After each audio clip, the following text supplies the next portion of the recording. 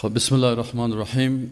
ان الحمد لله نحمده و نستعینه و نستغفره و نؤمن به و نتوکل علیه و نعوذ بالله من شرور انفسنا و من سیئات اعمالنا. من یهده الله فلا مضل له و من یضلل فلا هادی له و اشهد ان لا اله الا الله و ان محمدا رسول الله صلی الله علیه و سلم و علی آله و صحبه اجمعین.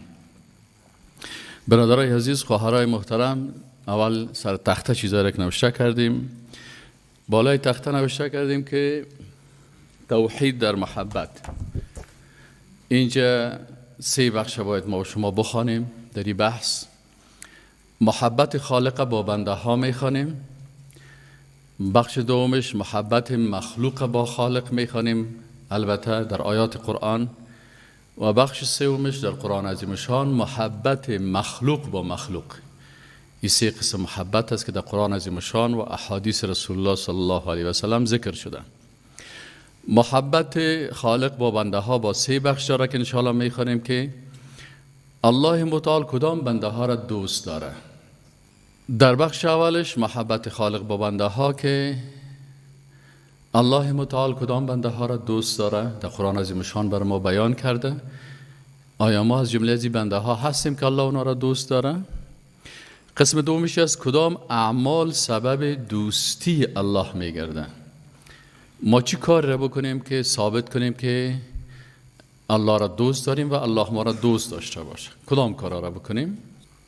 بخش سومش است که کدام بنده ها را الله دوست نداره، در قرآن عظیم شان گفته شده. دوم محبت مخلوق است با خالقش. 2 قسم محبت است، یکی محبت توحیدی است و شرکی، و سوم بخش محبت مخلوق با مخلوق است که یا این محبت فی الله می باشه به خاطر الله، یا محبت افراطی است، یا محبت طبیعی است، و یا هم محبت ممنوع است. امروز این موضوعات ما و شما در درس امروزی این پاورپوینتش بود که ما براتون بیان کردم. شروع میکنیم. درس بخیر. بسم الله الرحمن الرحیم. ان الحمد لله نحمده و نستعینه و نستغفره و نعوذ به من شرور انفسنا و من سیئات اعمالنا. من یهده الله فلا مضل له و من یضلل فلا هادی له و اشهد ان لا اله الا الله وحده لا شریک له و اشهد ان محمدا عبده و رسوله صلی الله علیه و سلم و علی آله و صحبه اجمعین. اما بعد، دوستان عزیز، یکی از اساسات مهم اعتقادی محبت الله سبحانه و تعالی و محبت آنچه که الله او را دوست داره است. در بین مردم محبت به اشکال مختلف وجود داره که ما و شما یک اقسام از این را میخوانیم. اول محبت در قرآن عظیم شان و احادیث رسول الله صلی الله علیه و سلم. محبت به معنای دوستی است و وقتی در قرآن عظیم شان ما و شما در تفاسیر تحقیق میکنیم و در احادیث رسول الله صلی الله علیه و سلم، محبت به 3 بخش تقسیم شده. بخش اولش محبت خالق با بنده هایش است. بخش دوم محبت مخلوق با خالقش است و بخش سوم محبت مخلوق با مخلوق دیگر است. 3 بخش داره. بخش اولش شروع میکنیم که محبت خالق با بنده هایش است.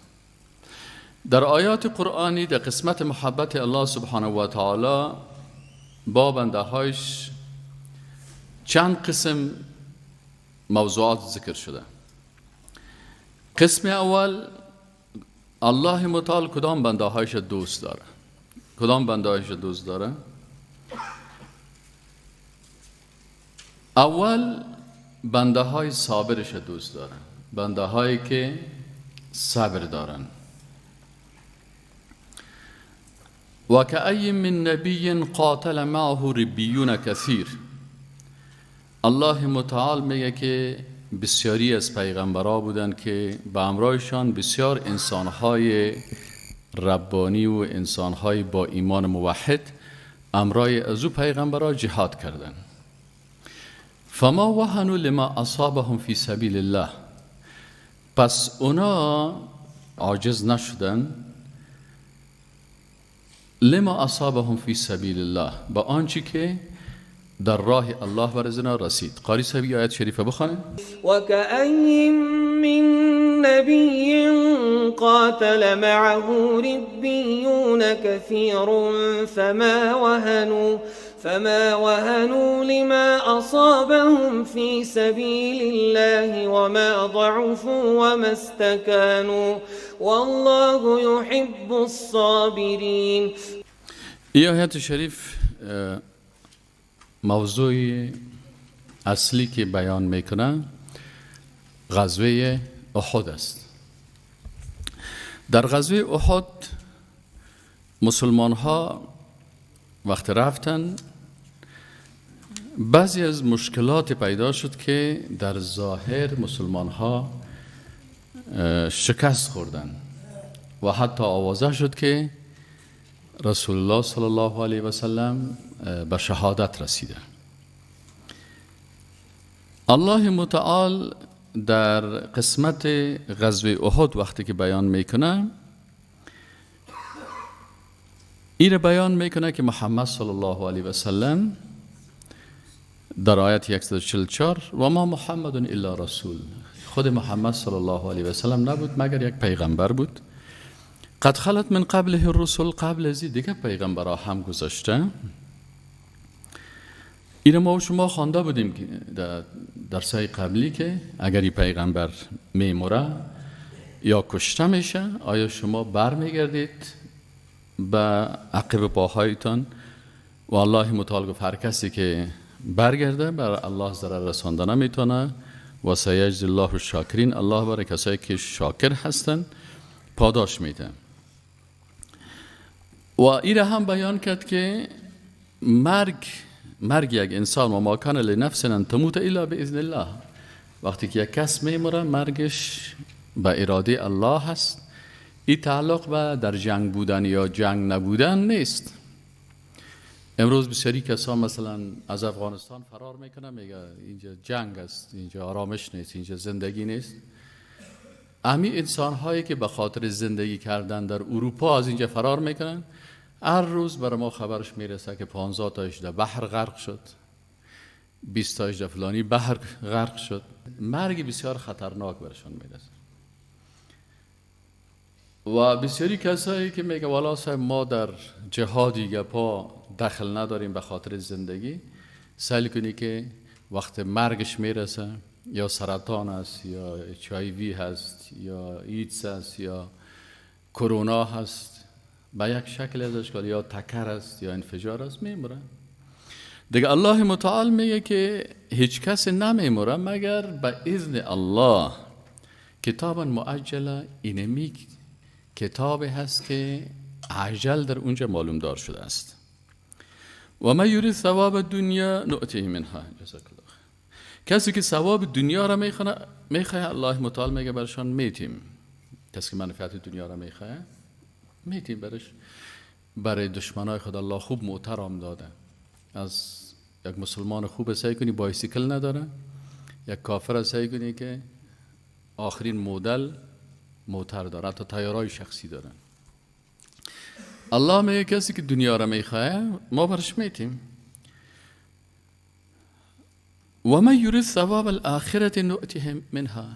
نیت شماست، ما و شما دیروز در نیت خواندیم کسی که ثواب آخرت میخواه هم برش میتیم. کسی که پاداش خدا اجر خدا در آخرت میخواه مطابق نیتش برش میتیم. دنیا را میخوایی یا آخرت. و سنجزی شاکرین، و ما پاداش میتیم برای شاکرین. خب این مقدمتا اصل بحث ما و شما که درباره محبت است که الله صابرا را دوست داره. برای اصحاب رسول الله صلی الله علیه و سلم و برای تمام مسلمانان و امت اسلام درس داده میشه که حالا اگر پیغمبر وفات میکنه یا بمره یا کشته شوه شما چی میکنین؟ شما درس بگیرین از امتهای سابقه. برای اصحاب رسول الله صلی الله علیه و سلم درس داده شد تا از اصحاب پیغمبرای قبلی درس بگیرن و بر ما و شما درس داده میشه که تا ما از تمام اصحاب پیغمبرا و به خصوص از اصحاب رسول الله صلی الله علیه و سلم درس بگیریم. چی میگه؟ و کأی من نبی، بسیار از پیغمبرا بودن که قاتل معه ربیون کثیر، که امرایشان مجاهدین. ربیون کی مانا؟ ربیون کی ها بودن؟ بسیار از مجاهدین موحد و یکتا پرست. فما وهنوا لما اصابهم، بر از اونا عاجزی رخ نداد وقتی که برشان مشکلی رسید. فی سبیل الله، در سبیل الله قتل است، کشتن است، تکه تکه شدن است، پاره پاره شدن است. ایگه پاره خود داره دیگه. و ما ضعف و ضعیفم، احساس ضعف هم نکردن. و ما استکانو، و استکانت چی مانا؟ یعنی خود ذلیل هم نساختن، ذلیل هم نشدن که والا ما امروز شکست خوردیم، خوار شدیم، ذلیل شدیم. نه، اونایش نقص نمیکنن مسلمان. اونایی که امروز پیغمبرای یک جای جهاد کردن، حمزه رضی الله تعالی عنه نقص کرد؟ نه، تا امروز نامش تا روز قیامت زنده است. مرده آن است که نامش به نیکویی نبرند. آل حمزه رضی الله تعالی عنه که یک قهرمانی از خود نشان داد، امو عزتش دائمی هست. پس هیچ وقت اونا احساس ذلت نکردن. والله یحب الصابرین، و الله صبر کننده ها را دوست دارن. خب در این آیت شریف 3 صفت صابرا بیان شدن. 3 صفت مجاهدین صابر قبل از عصر رسول الله صلی الله علیه و سلم بیان شده تعلیما. این 3 صفتی که برای مجاهدین که در امرای پیغمبرای قبلی قبل از رسول الله صلی الله علیه و سلم الله اونا را ربیون گفته، موحدین، مجاهدین موحد واقعی، یا 3 صفت داشتن. صفت اولشان چی هست؟ ضعیف نشدن.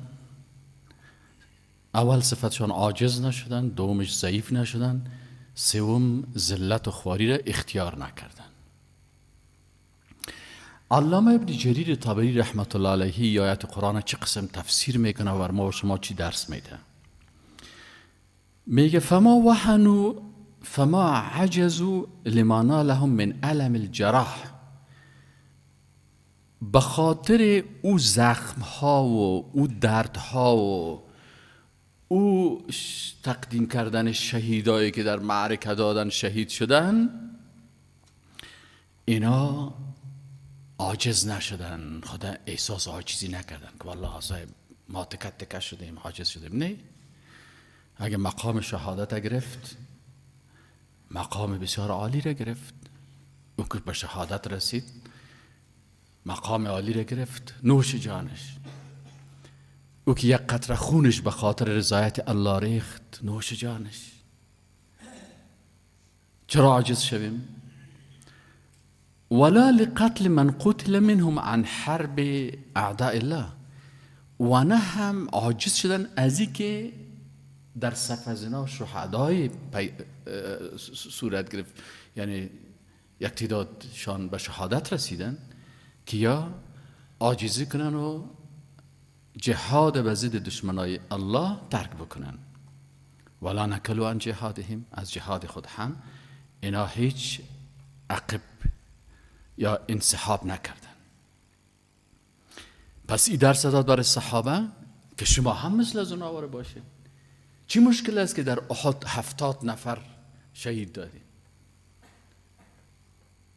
نباید شما احساس ضعف بکنین، نباید دیره بکنین، احساس عاجزی نکنین. و ما ضعفوا، حتی در بین امتهای قبلی اگر در مصفشان پیغمبرشان کشته میشد، خود پیغمبر، باز هم و ما ضعفت قواهم لقتل نبیهم.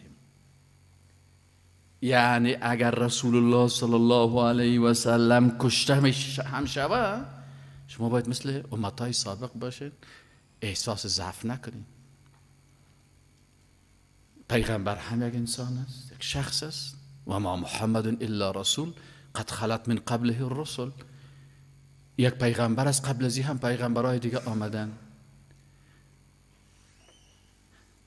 و ما استکانوا یعنی ما ذلوا، ذلیل نساختن، احساس ذلت نکردن که والله صاحب ما کشته دادیم، ما زخمی دادیم، ما اتش شد، خانه ما از دست ما رفت، فامیل ما از دست ما رفت. نه، احساس ذلت هم نکردن. چرا کسای ذلیل میشه احساس ذلت کی میکنه؟ که باز او دمو حزب و دمو گروه و دمو دین دشمن داخل میشه. مثل حال مردم های ذلیلی که یهودی نصرانی میشن، شیطان پرست میشن، کمونیست میشن، سوسیالیست میشن، ماتریالیست میشن، دموکرات میشن. اینا ذلیل خدا ساختن. اصحاب امتهای قبلی ذلیل نشدن، احساس ذلت هم نکردن و ذلیل هم نشدن. اینه امام کی میگه؟ امام طبری در تفسیر خود میگه. همچنان میگه و مداهنتهم فیه خیفة منهم. مداهنه چی رو میگن؟ مداهنه دهن روغن میگه که بعضی کسا دست خدا چی میکنه؟ این قسمی که روغنه که میپرته باز دست خدا چی میکنه؟ چرب میکنه خدا. این روغن زدن میگه. میگه اینا مداهنه هم نکردن. مداهنه چی مانه؟ یعنی روغن مالی. روغن مالی چی مانه؟ یعنی بعضی کساس میگه غوره مالی با پاشتو میگه. پایای دشمن میره چابی میکنه، دستایش چاپلوسی. مداهنه چی مانه؟ یعنی برش چاپلوسی میکنه. خیفتن منهم، به خاطر ترس از اونا. نه، او که دشمن الله هست او ذلیل است. هر قدر شما سائل کنین، مثلا همین ترامپ روز سقوطش که از این قصر سفید پایان میره، آنقدر احساس ذلت میکنه، جگر خون است که از او دست نمیته، که از او جرپرسانی نمیکنه، اونجا اعلان نمیته، آنقدر ذلت احساس میکنه. اگه نه که تیاره ترامپ سیل کنی، ات یک تیاره داره که در داخل تیاریش عوض او بازیام داره. ما که دبی شارما یک دانه عوض او بازی باشه خوشحال هستیم. این تیاره شخصی داره، لکن الله که یک نفر از ذلیل ساخته، ذلیل است.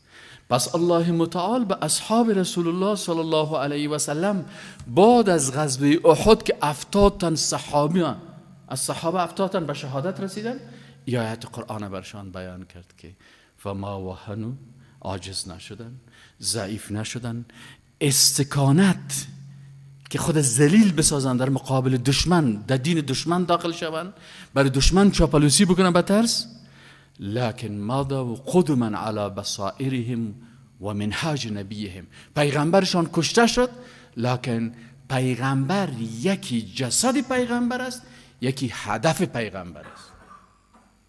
اگر جسد پیغمبر از میان ورداشته شد و اونجا برده شد و دفن شد، لکن هدف پیغمبر زنده هست. دمو هدف پیغمبر اونا چی بودن؟ روان بودن. صبرا علی امر الله و امر نبیهم، صبر کردن به امر الله. آیا پیغمبر بدون امر الله به شهادت میرسه؟ پس وقتی که امر الله شدی پیغمبر برداشته شوه، اینا هم چی کردن؟ در آنچه که بود صبر کردن. و طاعت الله، و بخاطر طاعت الله صبر کردن. و اتباعا لتنزیله و وحیه، چرا که کتاب منزل الله امیر میگه که انسان مسلمان هیچ وقت وهن، ضعف و استکانت در شخصیت خود جای نمیته. والله يحب الصابرین. چی معنی والله يحب الصابرین؟ این گونه اشخاص و امثال آنان را که ثبت کنندگانند به امر و اطاعتش و اطاعت رسول الله صلی الله علیه و سلم و در جهاد دشمنش، نه کسانی را که ناکام شده و از دشمن فرار نموده و نه کسی را که به عقب برگشته و برای دشمن ذلیل شده، این که پیامبرش به شهادت رسیده، و نه کسی که برایش خواری و ذلت پیدا شده است. اینی کسی که اینی سه صفت داشت، اینا صابرین حقیقی هستند. والله یحب الصابرین. وهن، ضعف و استکانت علامت کی هست؟ صابرین حقیقی. امیار الله دوست داره. یار کی دوست داره؟ والله یحب الصابرین. دیگه فبما رحمت من الله، دیگه الله کی رو دوست داره بعد از صابران؟ متوکلین دوست داره. کی رو دوست داره؟ متوکلین. سوره آل عمران آیت 159 فبما رحمت من الله لنت لهم. فبما رحمة من الله لنت لهم ولو كنت فظا غليظ القلب لانفضوا من حولك فاعف عنهم واستغفر لهم وشاورهم في الأمر فإذا عزمت فتوكل على الله إن الله يحب المتوكلين. الله متعال در این آیت شریف چی رو بیان میکنه؟ صفات عالی شخصیت رسول الله صلی الله علیه و سلم. رسول الله صلی الله علیه و سلم شخصیت کامل داشت. رسول الله صلی الله علیه و سلم یک رهبر سیاسی بسیار عالی بود. یک قماندان و فرمانده بسیار بزرگ بود و در عین حالی که یک رهبر است، یک قماندان هست، یک شخصیت اخلاقی بسیار عالی هست. بعض انسان ها متوجه باشین فرق بین سیاست اسلام و سیاست کفار چی هست؟ در سیاست اسلام سیاست مدار که مثال از او شخصیت رسول الله صلی الله علیه و سلم است، دارای صفات بسیار قوی می باشه. ام سیاست مدار است، ام قماندان جنگی هست، ام معلم است، ام مربی هست، ام دارای اخلاق قوی هست. در سیاست های دیگه که شما سعی کنین، یک کسی خوب سیاست مدار است لکن خوب بد اخلاق هم است. یک کسی دیگه خوب قماندان است لکن یک مربی نیست. متوجه شدین؟ یک نفر خوب جنگنده هست لکن از نگاه اخلاقی بسیار ضعیف است. اما شخصیت کامل کدام شخصیت است؟ و امت رسول الله صلی الله علیه و سلم چه قسم امت باید باشه؟ شخصیت خود امتش باید از رهبر خود بگیره. ولکم فی رسول الله اسوة حسنه.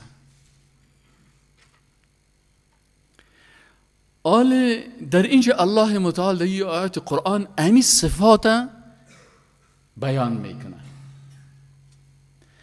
فبما رحمت من الله لنت لهم.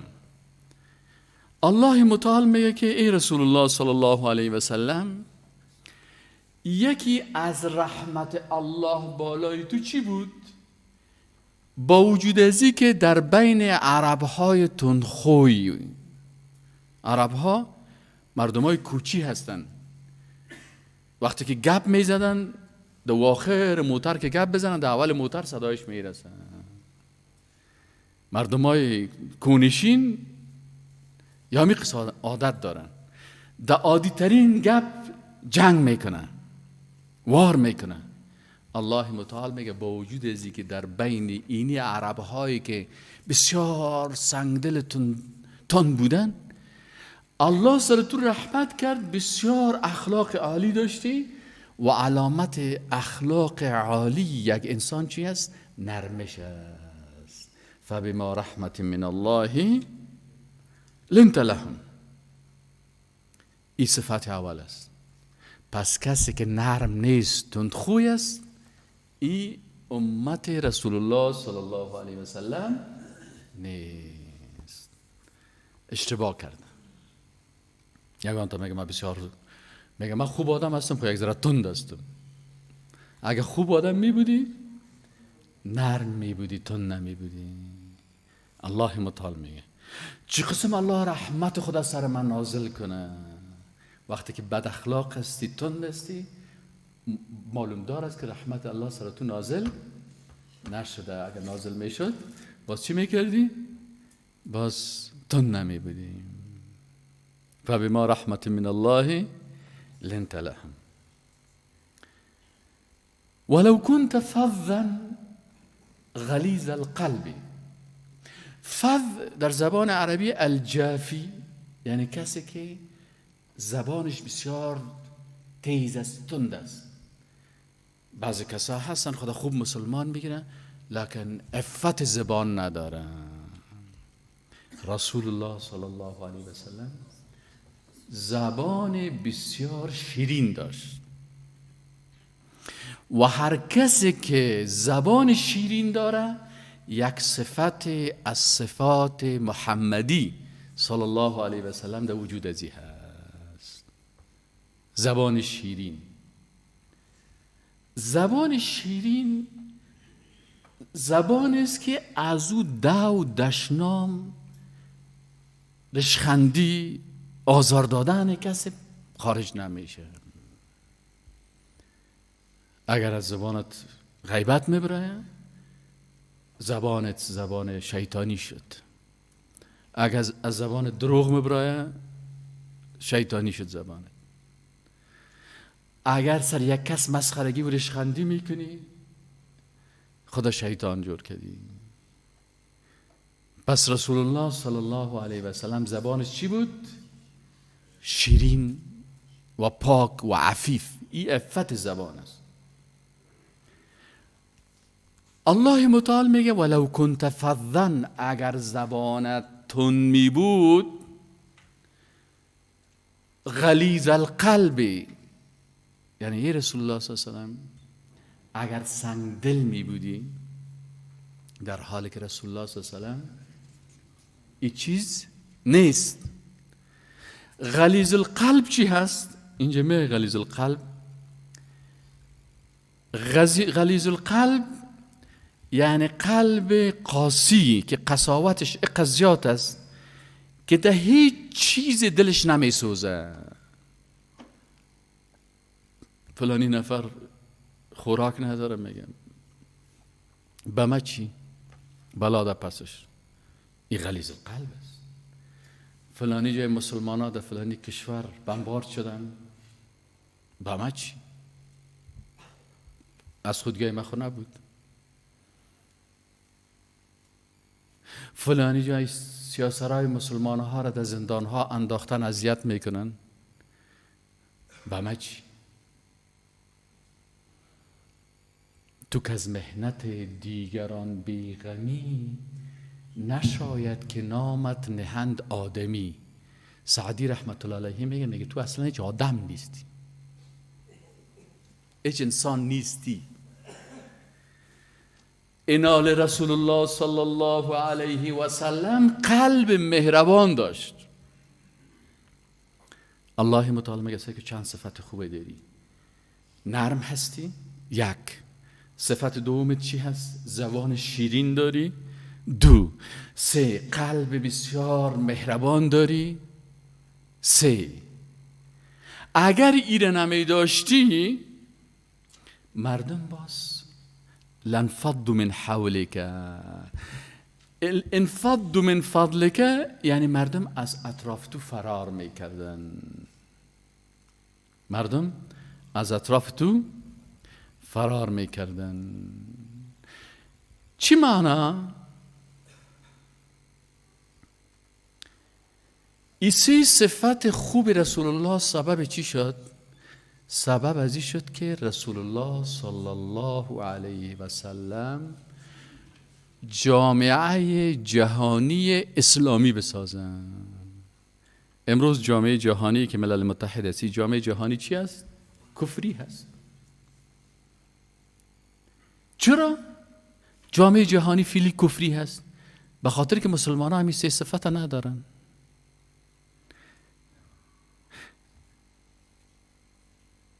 پرسان میشه از پیش ما یگان وقت میگه استاد چه قسم رسول الله صلی الله علیه و سلم جامعه جهانی اسلامی را ساخت؟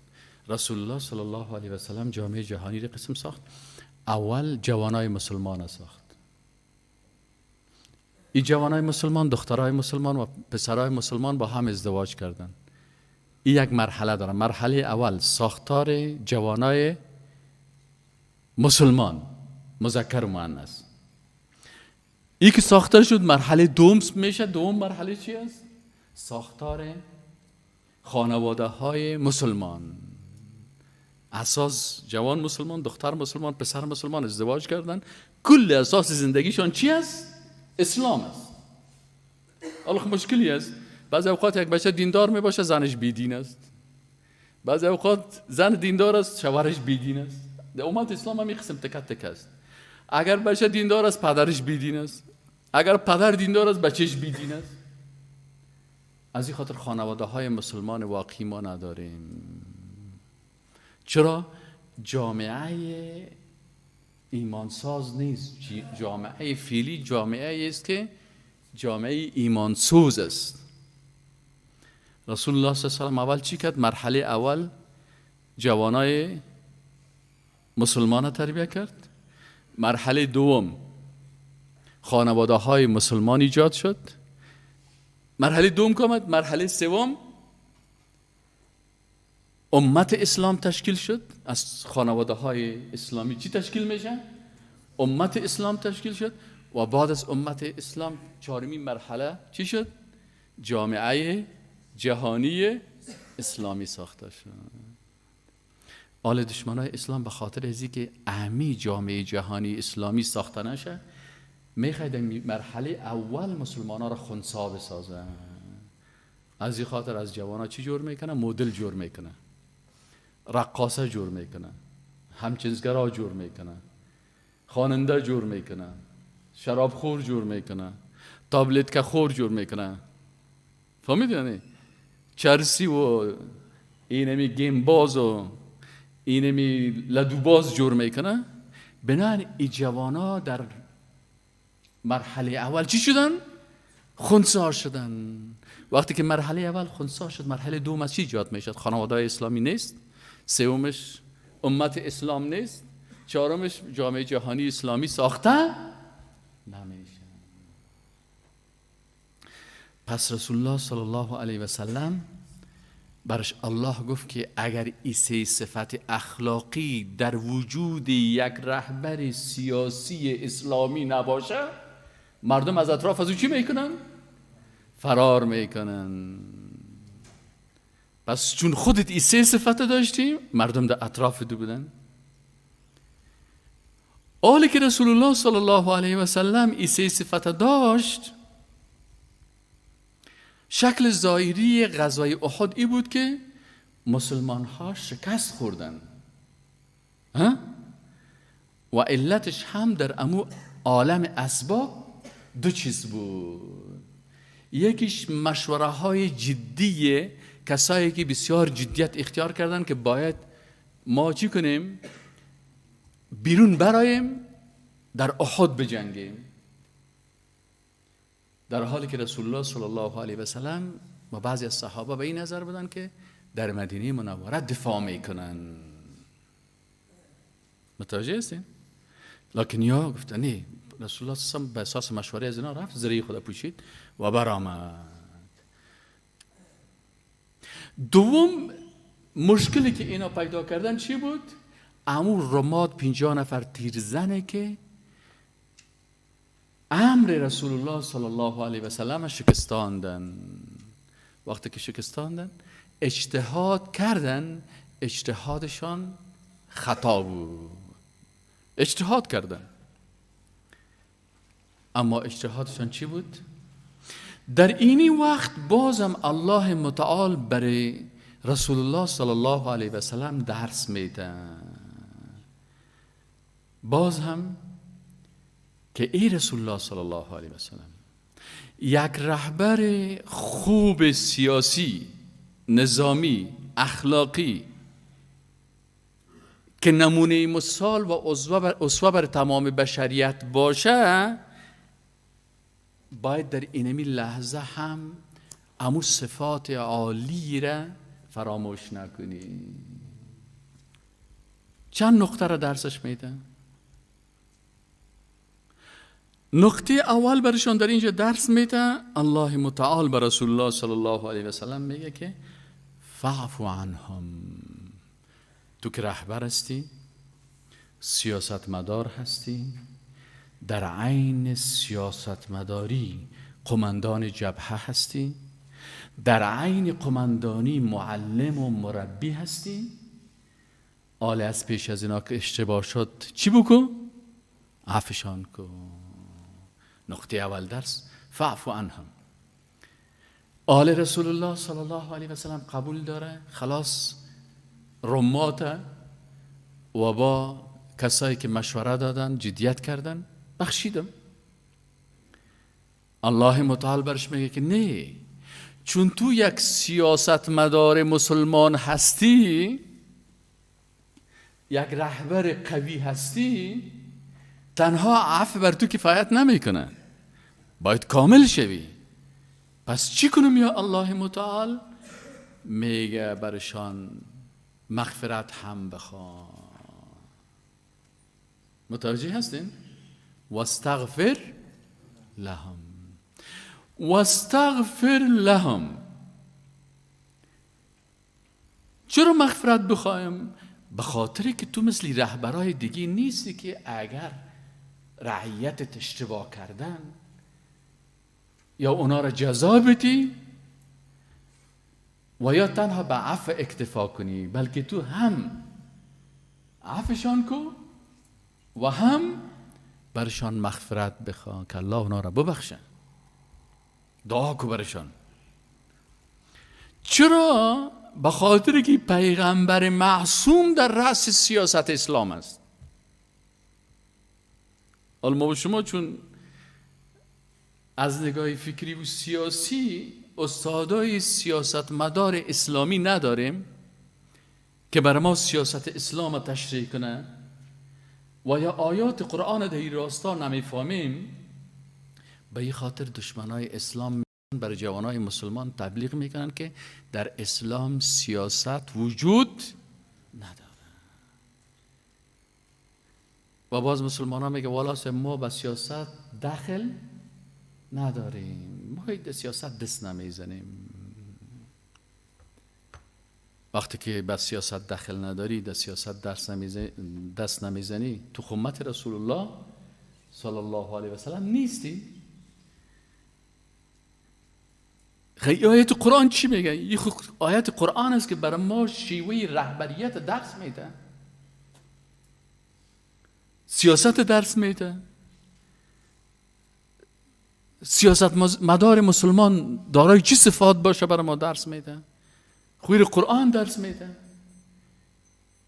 وقتی که بر رسول الله صلی الله علیه و سلم که سیاست الله برش درس میده و سیاست اسلام برش تشریح میکنه، باز بر ما و شما میگه که ولکم فی رسول الله اسوه حسنه. شما اسوه‌تان کی رو بگیرین؟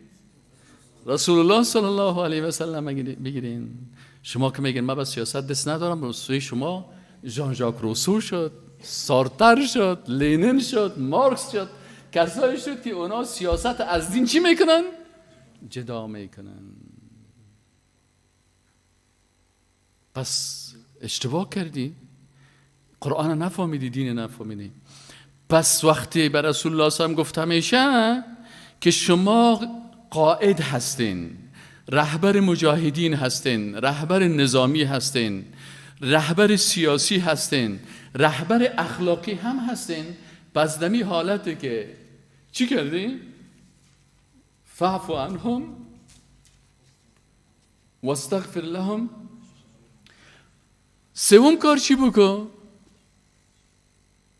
ولو که در مشوره سابقهشان اشتباهاتی بود، باز هم و شاورهم فی الامر. نقطه سوم چی است؟ یعنی الله متعال به رسول الله صلی الله علیه و میگه که به خاطر کمال رهبریت سیاسی تو این دو نقطه قبلی هم کافی نیست.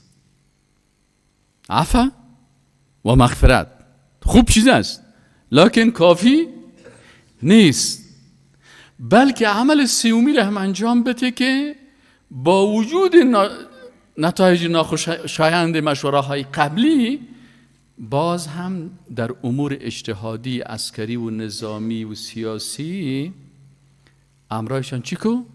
مشوره بکن و شاورهم فی الامر. اینال همین 3 نقطه کافی است، یک نقطه دیگه هم باید باشه، یک درس دیگه هم باید باشه. صحیح نه؟ آل الله متعال میگه برش که در تطبیق نظام های 12گانه، ما و شما چند نظام داریم؟ 12 نظام. آل الله متعال میگه که در این تطبیق نظام های 12گانه کی میتونه برای ما این 12 نظام رو بگویم؟ آفرین به تیسیس اینجا. اول بسم الله الرحمن الرحیم. اول نظام اعتقادی اسلام است. اول نظام اعتقادی اسلام، دوم نظام عباداتی اسلام است. دوم نظام عبادات، سوم نظام اجتماعی اسلام است. اجتماعی، چهارم نظام اخلاقی اسلام. آفرین. پنجم نظام قضایی اسلام است. قضایی اسلام. ششم نظام سیاسی اسلام است. آفرین. هفتم نظام اقتصادی اسلام است. اقتصادی هست. آفرین. هشتم نظام مالی اسلام است. آفرین. نهم نظام تعلیمی اسلام است. آفرین. دهم نظام فرهنگی اسلام است. آفرین. 11ام نظام عسکری و جهادی اسلام است. آفرین. 12ام دعوتی. چیست نامت؟ عبدالواحد. آفرین، مرد ستم تو. اینی را میگه شاگرد، شما را میگه شاگرد. فهمید؟ آفرین. این کسی که درس فهمید اینی هست. یکی میگه من انجینیر هستم. چی کنم این انجینیر هستی؟ بیاد نظامای 12گانه اسلام ما بگو، ما انجینری برات بفهم که واقعا انجینیر هستی. اول باید مسلمان باشه، بعد از چی باشه؟ انجینیر. اول تعهد است، باز تخصص. اول چی است؟ تعهد است، تخصص. خب آل رسول الله صلی الله علیه و سلم الله متعال تعلیم داد من حیث یک رهبر کامل، یک رهبر و یک سیاستمدار کامل. چهارم درس برای چی میده؟ میگه وقتی که در عالم اسباب این کارا را کردی، آمادگی نظامی گرفتی، آمادگی سیاسی گرفتی، آل به این 3 امر اکتفا نکو، بلکه در پالوی از امور یک کار دیگه هم بکن که سیاست مدار مسلمان تنها در عالم اسباب کار نمیکنه، بلکه در عین حال که سیاست مدار است و نظامی هست و قماندان هست، قلبت باید با الله باشه و در تمام امور عبادت قلبی هم بکن. از جمله عبادت قلبی چی هست؟ توکل.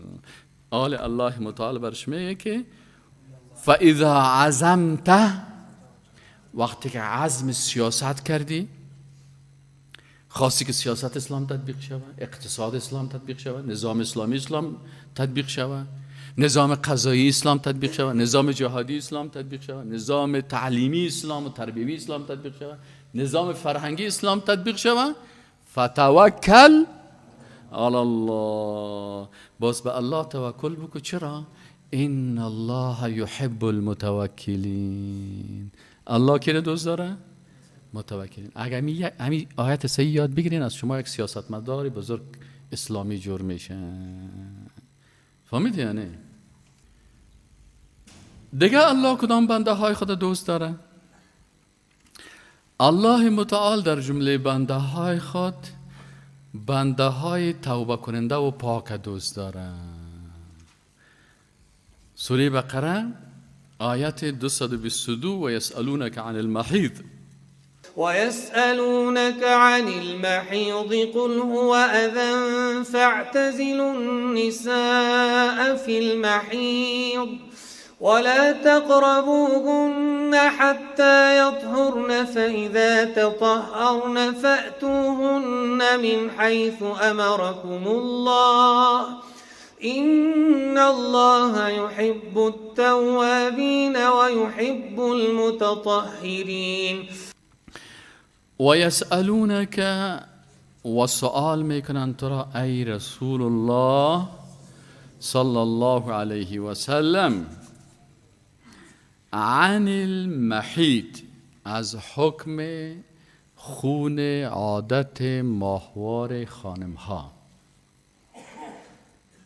قل بگوی رسول الله صلی الله علیه و سلم هو اذن امی خون پلید است. چی پلیت است؟ همین خون پلیت است. یهودیا خانم ها که در عادت ماهوار می بودن اونا می گفتن که امی زن پلید شد.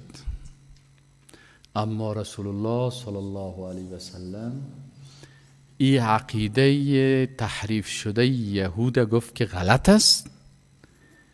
المؤمن لا ینجس، مؤمن نجس نمیشه.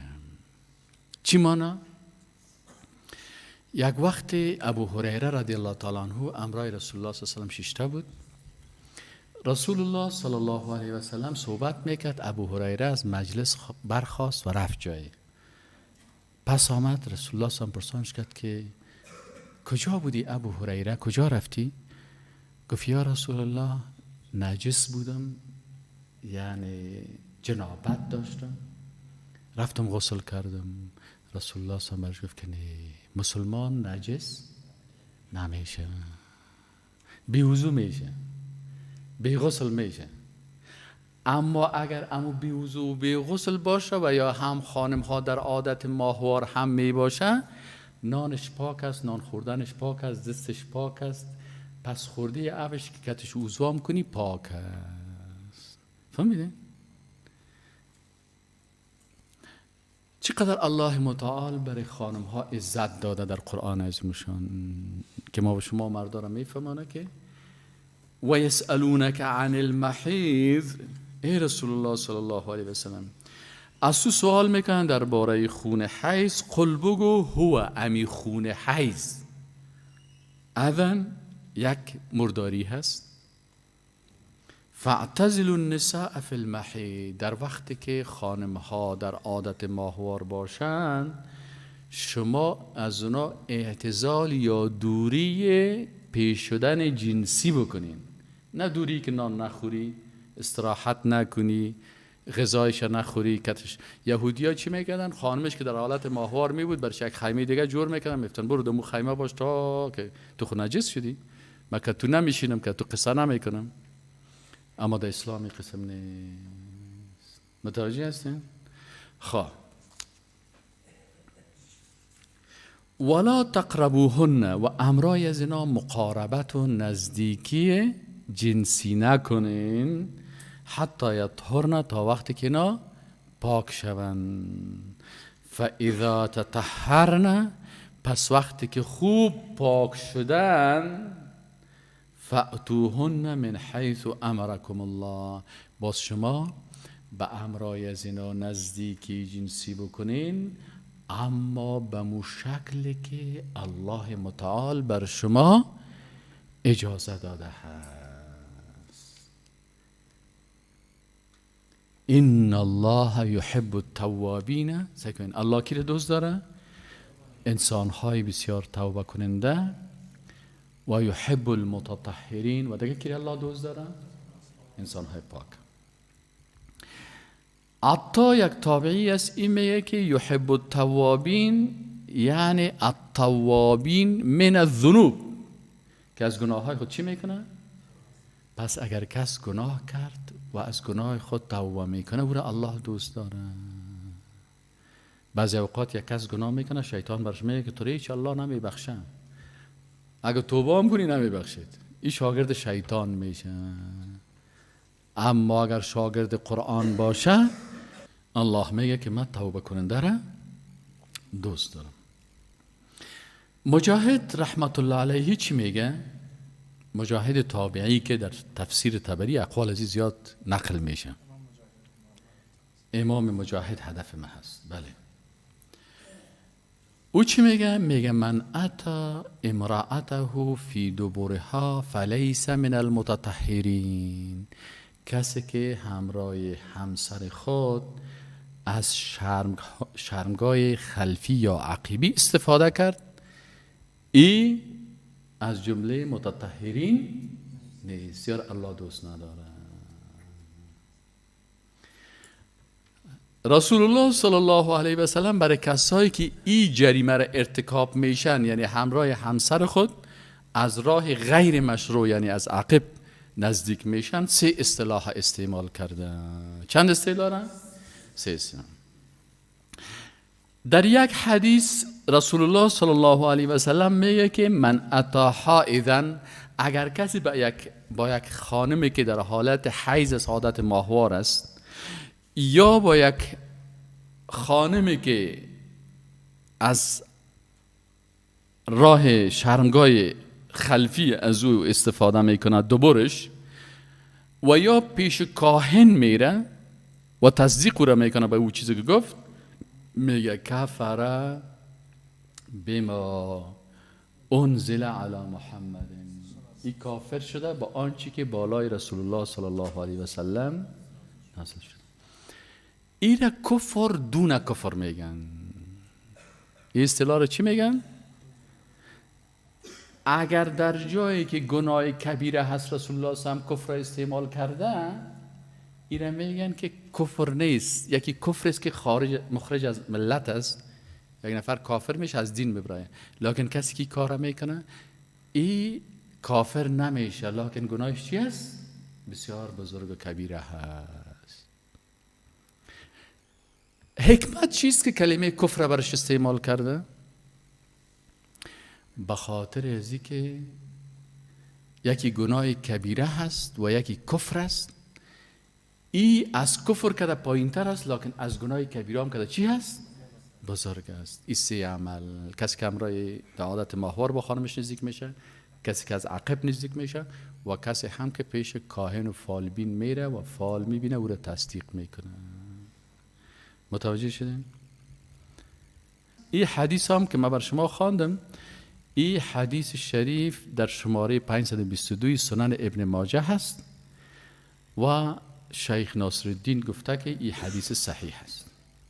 اصطلاح دومی که استعمال کرده چی است؟ که الله به نظر رحمت به طرفش نمیبینه کسی که کار میکنه. عن ابی هریره عن النبی صلی الله علیه و سلم قال لا ينظر الله عز وجل. عز وجل که میگیم باید این قسم بگویم. عز فعل ماضی است و جل، عز از عززه گرفته شده و جل از جلاله مشدد شده. میگه لا ينظر الله عز وجل الى رجل، نظر نمیکنه الله متعال به کدام شخص نظر رحمت نمیکنه. چقدر سخت است. جامع امرأته فی دبرها، که امرای همسرش از شرمگاه دبر نزدیک شده باشه. آداب زفاف و صحیح ابی داود و مشکات و حدیث صحیح است. و در حدیث دیگه میگه که لا ينظر الله، ابن عباس رضی الله عنهما میگه که رسول الله صلی الله علیه و سلم گفت که لا ينظر الله عز وجل، الله متعال نظر نمیکنه الی رجل، به یک مرد، اتا رجلا او امرأة فی دبرها، که با یک مرد و یا با یک خانم از عقب نزدیکی میکنه.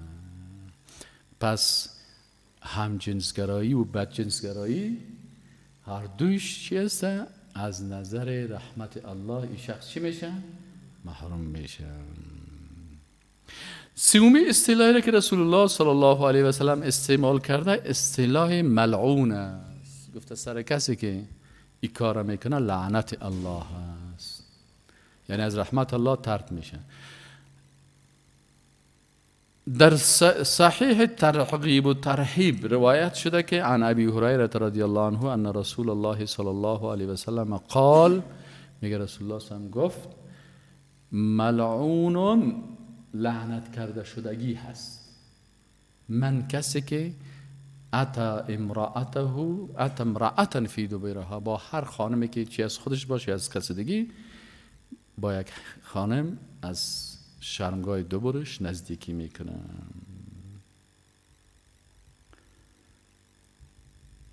همچنان مجاهد میگه یحب التوابین، الله توبه کننده ها را دوست داره. حالا اگر کسی اشتباه کرده توبه بکنه، الله توبه کننده ها را دوست داره. و یحب المتطهرین، میگه متطهرین یعنی کسایی که خدا پاک میکنن از چی؟ از گناه ها. لا یعودون فیها، به یک گناه دوباره بازگشت نمیکنه. سبحانك اللهم وبحمدك اشهد ان لا اله الا الله واستغفرك واتوب اليك.